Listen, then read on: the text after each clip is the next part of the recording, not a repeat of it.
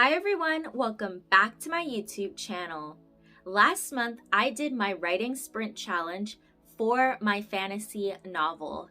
And if you were watching my weekly updates, you know how tumultuous it was. There were some highs, there were some lows, but all in all, I'm here today to give you guys some advice on what I would have done differently if I were to start doing my writing sprints again. So let's get into it.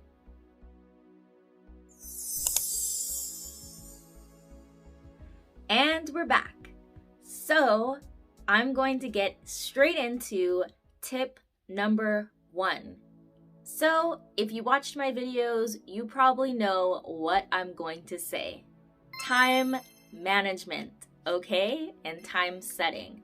So during my month-long writing sprints, I had this huge obsession with being a night owl and how my brain would function better if I wrote when it was super late, almost going into the twilight hours, or I pretty much went into the twilight hours. And that is only sustainable for a short period of time. By week 3, I was out. So I would say that I would go back and give myself an exact time to write. And I actually started doing this in week 4. If you go back and see my week 4 video, I would start writing around 10:30, maybe 11 o'clock. And it definitely helped me get my word counts in that I had set for myself by the end of the month. And I felt so much better when I could go to sleep by maybe 12:30 and wake up for the next day and handle my business. So please, if you're going to do writing sprints, set a time for yourself to start writing. It is crucial for not just your writing sprints, but for your physical body. Do not torture yourself the way that I tortured myself. My second tip for you would be to have the accountability. So before I started my writing sprint challenge, I had told some writer friends that I was going to do this, and they were holding me accountable. Every single night after I finished my writing count, I would give them a text and say, these are how many words that I wrote, or I didn't get that much written, like during the first week when I wrote only around 100 or so words. And they were okay with it, and they kept encouraging me the entire time. But I knew that if I didn't write anything, I would have to tell my writer friends, yeah, sorry, I didn't feel like it. And that was not a good enough reason for me at the time.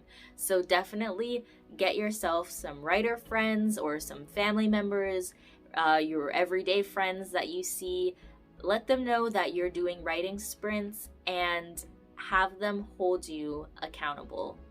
You will actually do the sprints that way. My third tip is environment. Environment. So depending on if you're in your house or going to write outside, maybe you go to a cafe or anything like that, you want to create a space that encourages you to write. A lot of times people talk about not having the right vibe, or they just can't get into the mental space to write. And a lot of that has to do with not just not knowing how to continue the story, but what does your surrounding area look like? Is it junky? Do you need to clean? Or is your desk crowded? How are you going to create the space that allows your brain to just focus on writing and not on checking off a to-do list or working on other projects? Definitely keep that in mind when you go ahead and start planning your writing sprints. That's why I use LED lights a lot of times to change the vibe in my room. So if the scene was more intense, I had red lights, or if it felt more whimsical, green lights or blue lights. And if something where it was more tension between two characters, I had pink lights. Kind of giving myself away here, because you could go back to the previous videos and say, oh, so that's what was happening in those scenes. But definitely make sure that whatever your method is to give yourself a good environment, that you follow through with it. My next piece of advice would be word counts. So during my first week, I didn't give myself a word count goal because I really wanted to focus on building the habit of writing daily. So one of the things that's super important when you're building a habit is to ease yourself into it. And I do believe that it benefited me in the long run, because by week 2, I had proven to myself that I could write daily and that I could reach 1,000 words if I wanted it to be my word count goal, which it turned out to be during weeks 2 through 4. Now, where word counts really become important is when you are trying to hit a certain count by the end of a certain time frame. Let's say you're doing NaNoWriMo and you want to hit 50,000 words.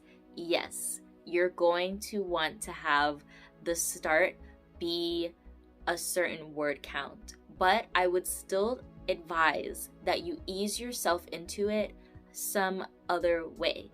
So if you're going to start doing a writing challenge on a certain day, then spend a few days early getting yourself situated, whether that is deciding on the time frame that you're going to write with the time management, getting your environment together, everything that you need in order to ease yourself into that word count goal. You're going to want to do it prior to the start of the challenge date. Now, if you are someone that's just focused on building the habit, definitely just take what I said, the first piece of advice. Don't give yourself a word count goal the first couple days. You will thank me later and you will feel less pressure. My next piece of advice might irritate some people, and it is to stick to your outline, okay? So I know that there are some pantsers out there that are going to be throwing hands, but it is the best piece of advice I can give you, because when you start to get off track of your outline, you start to wonder and say, oh no, now I don't know how to do this anymore, or set up the scene for this, or I want to backspace or change this that I wrote in chapter 2. And now what happened? You stopped writing, okay? And one of the things that people don't talk about a lot when they say do an outline is that it helps you stop thinking when it's time to write. If you are an overthinker, one thing that you don't want to do is think too hard when you're writing your first draft. And I can honestly say, when all I had to do before I started writing was quickly read the chapter outline and then say, okay, and then start typing, it saved me so much extra thinking time. So definitely stick to that outline. You can go back and change things later. A matter of fact, I actually have decided that when I finish my first draft, I'm adding 2 other points of view.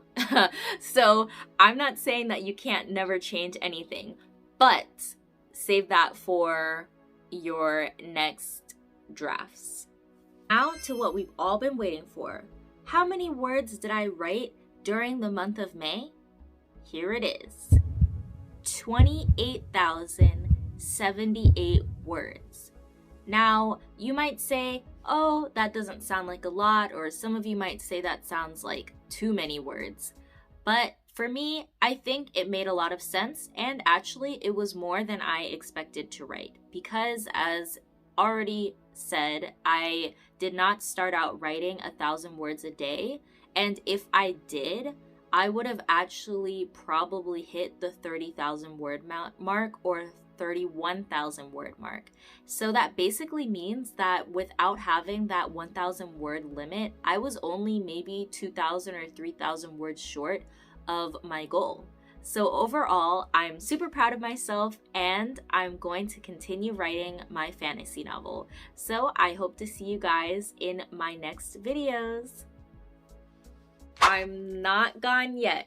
So there's one other thing that I think affected my writing sprints that might not be the case for everyone, but it was for me. And I'm going to say it. My hair, okay?